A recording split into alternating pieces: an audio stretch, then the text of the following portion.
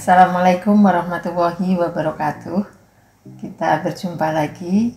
Kali ini kita akan membahas mengenai kode etik jurnalistik. Semoga teman-teman semua tetap dalam keadaan sehat walafiat tanpa kurang suatu apa. Kita patut bersyukur karena pada era pandemi ini kita masih diberi sehat oleh Allah Subhanahu wa Ta'ala. Ya, jadi setiap profesi itu salah satu cirinya adalah memiliki kode etik. Profesi kedokteran ada kode etik kedokteran. Profesi pengacara memiliki kode etik pengacara atau advokat ya. Nah, kode etik ini biasanya dibuat sendiri oleh profesi itu ya. Jadi bukan dibuatkan oleh orang lain atau organisasi lain gitu.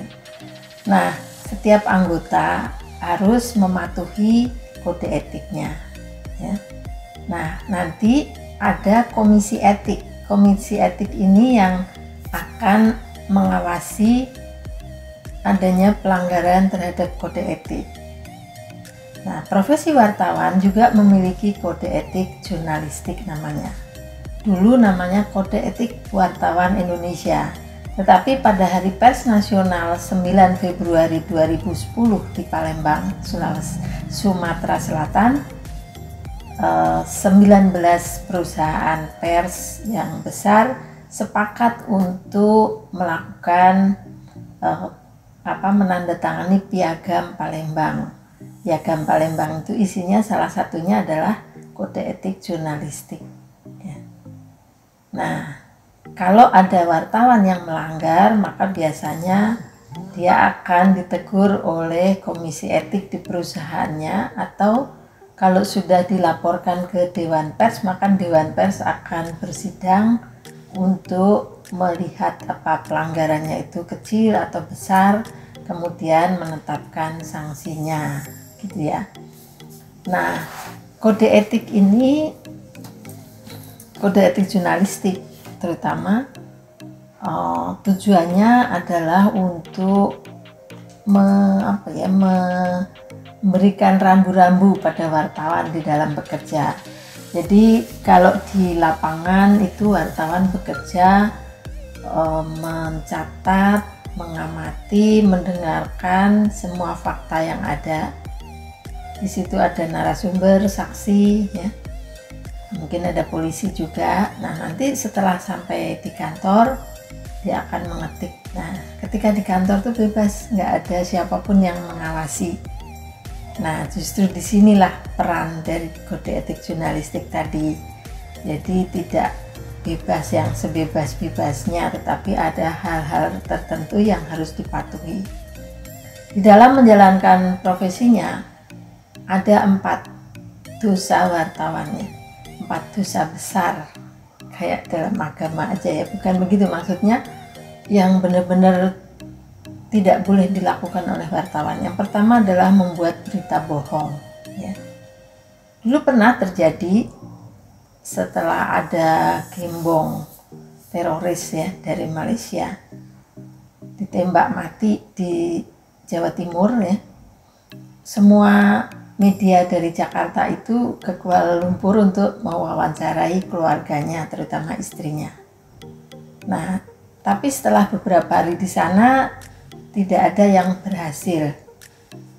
Tapi kemudian beberapa hari kemudian sebuah koran di Jawa Timur itu membuat headline-nya, istri Dr. Azhari, ya, semoga suami saya mati syahid, gitu ya. Wah, bisa dibayangkan seperti apa marahnya para pemimpin redaksi koran-koran besar ataupun televisi di Jakarta ya. Kenapa kok sampai kalah bersaing dalam menembus narasumber yang nomor 1 gitu ya. Ternyata beberapa hari kemudian ada surat dari pihak keluarga Dr. Azhari yang mengatakan bahwa sudah 10 tahun istri Dr. Azhari itu terkena kanker tenggorokan sehingga dia tidak bisa bicara. Maka kalau sampai ada yang mengaku dia wawancara, itu adalah suatu kebohongan yang besar. Nah, itu salah satu contoh ya dari berita bohong yang pernah dibuat wartawan di Indonesia. Nah, selain membuat berita bohong, juga plagiat ya. Plagiat itu juga termasuk dosa besar. Jadi dia tidak wawancara, dia tidak ke lapangan, tapi mengcopy dari media lain ya. Pernah terjadi juga di Amerika ya, karena di sana kan ada negara-negara bagian, kemudian ada kota-kota. Nah, setiap kota itu memiliki media sendiri. Nah, ini ada wartawan yang nakal juga ya, mengutip dari koran-koran kecil itu. Dia pikir tidak akan ketahuan, tapi ternyata ketahuan. Ada yang melapor bahwa saya tidak pernah diwawancara dia gitu ya, kok tahu-tahu nama saya muncul, foto saya ada gitu.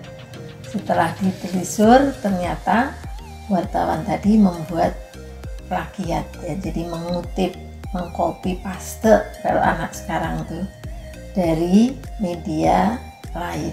Nah, ini termasuk dosa juga. Yang ketiga adalah menerima amplop ya. Bekerja sebagai wartawan baik di media yang besar atau kecil, tujuannya adalah sama, mendudukkan suatu persoalan, mengemukakan, mencari kebenaran. Nah, di dalam tugasnya itu wartawan tidak boleh menerima uang ya. Kalau dulu ditaruh di amplop, makanya istilahnya itu uang amplop. Kalau sekarang nggak ada lagi barangkali ya, karena pakai mobile banking sudah langsung transfer. Jadi dilarang menerima uang transfer ya. Nah, di dalam menerima uang amplop atau uang transfer tadi, tujuannya yang pertama tidak memberitakan. Jadi kalau ada sesuatu dilarang memberitakan.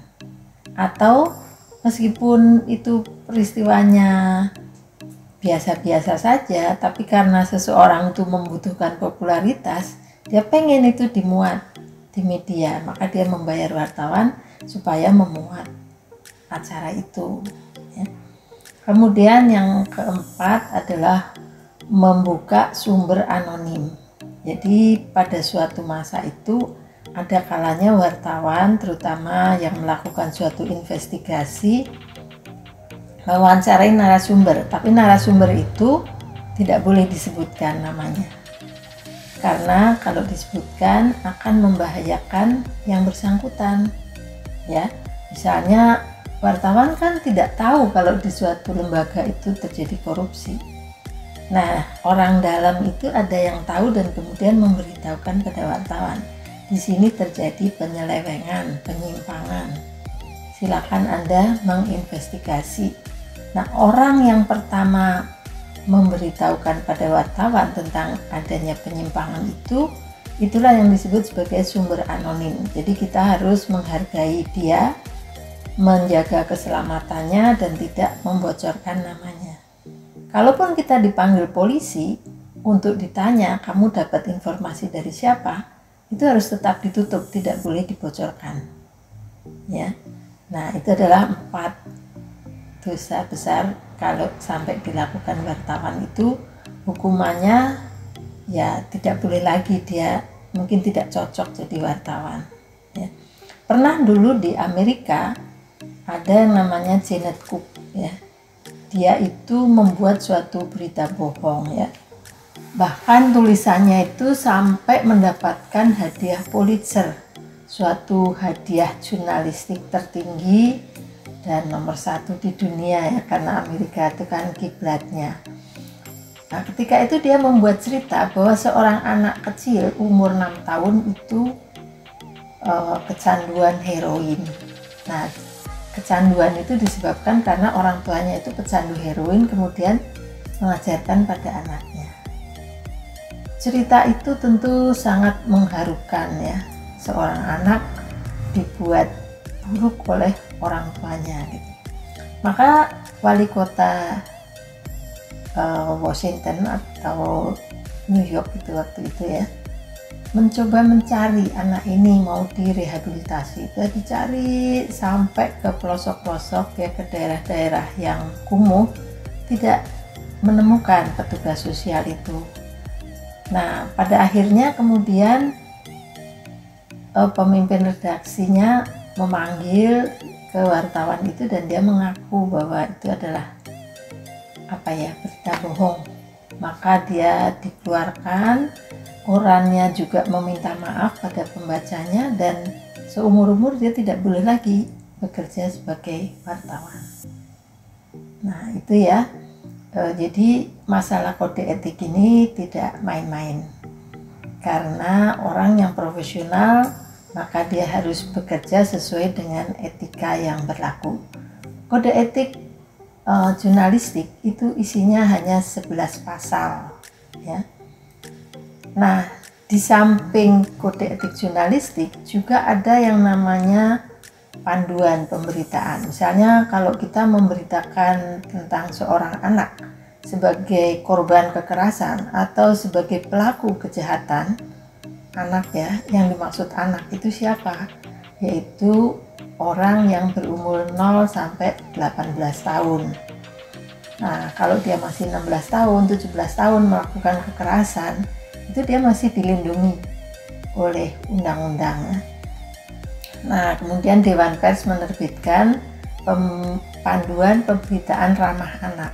Jadi, anak itu karena masih punya masa depan yang panjang, maka kalaupun dia ketika kecil itu melakukan suatu kekeliruan, suatu kekerasan, kejahatan, dia tidak boleh masa depannya kemudian hancur hanya karena pemberitaan media.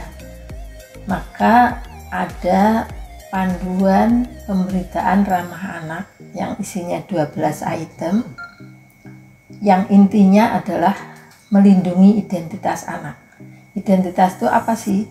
Bisa namanya, bisa juga orang tuanya, bisa juga alamat rumahnya, bisa juga nama sekolahnya atau perkumpulan yang dia ikuti. Nah, itu harus disembunyikan. Nah, kecuali anak hilang ya. Kalau anak hilang, ketika dia hilang belum ditemukan, maka boleh diungkap karena supaya ketahuan gitu ya, supaya bisa ditemukan. Tetapi setelah ditemukan maka tidak ada lagi identitas yang muncul. Nah, hingga saat ini baik di media daring terutama ya, sering tuh anak-anak ketika ada di Purworejo atau di Wonosobo itu saya lupa, yang melakukan kekerasan, bully terhadap temannya yang disabilitas. Nah, itu videonya pelakunya itu disorot ya, kelihatan jelas. Nah, itu udah jelas melanggar kode etik dan juga panduan pemberitaan ramah anak. Nah, ini yang harus kita perhatikan ya. Semoga teman-teman nanti bisa memahami hal itu ya.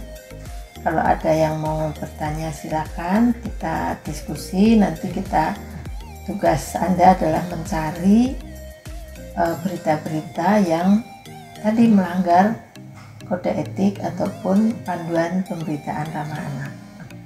Ya, saya kira kalau ada yang mau bertanya silakan. Terima kasih banyak.